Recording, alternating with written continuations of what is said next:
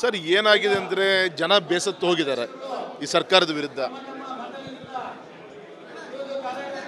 ಎರಡು ವರ್ಷ ಈ ಗ್ಯಾರಂಟಿ ಕಾರ್ಯಕ್ರಮದ ಮುಖಾಂತರ ಅದನ್ನೇ ಭಾಷಣ ಮಾಡ್ಕೊಂಡು ಕಾಲ ಕಳೆದರು. ಈ ಸರ್ಕಾರದ ವಿರುದ್ಧ ಜನ ಬೇಸತ್ತು ಹೋಗಿದ್ದಾರೆ. ಸೊ ಈ ಸಂದರ್ಭದಲ್ಲಿ ಜನರ ಒಂದು ಮನಸ್ಸನ್ನು ಬೇರೆ ಕಡೆಗೆ ತಿರ್ಚೋಕ್ಕೋಸ್ಕರ ಪದೇ ಈ ಕ್ಯಾಸ್ಟ್ ಸರ್ವೆ ಬಗ್ಗೆ ಮಾತಾಡೋವಂಥದ್ದು, ಸಮಯ ಹಾಳು ಮಾಡೋಂಥದ್ದು, ಅದಕ್ಕೋಸ್ಕರ ಕ್ಯಾಬಿನೆಟ್ಟು ಯಾವುದೇ ಕಂಕ್ಲೂಡಿಗೆ ಇವತ್ತು ಬರ್ತಾ ಇಲ್ಲ. ಇವತ್ತು ಕೋಟಿಗಟ್ಟಲೆ ಖರ್ಚು ಮಾಡ್ತಾ ಇದ್ದಾರೆ.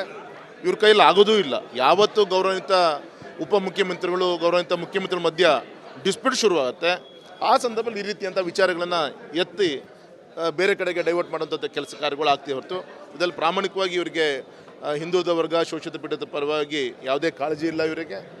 ಹಾಗಾಗಿ ಜನ ಇದೆಲ್ಲದೂ ಕೂಡ ಗಮನಿಸ್ತಾ ಇದ್ದಾರೆ ಸರ್.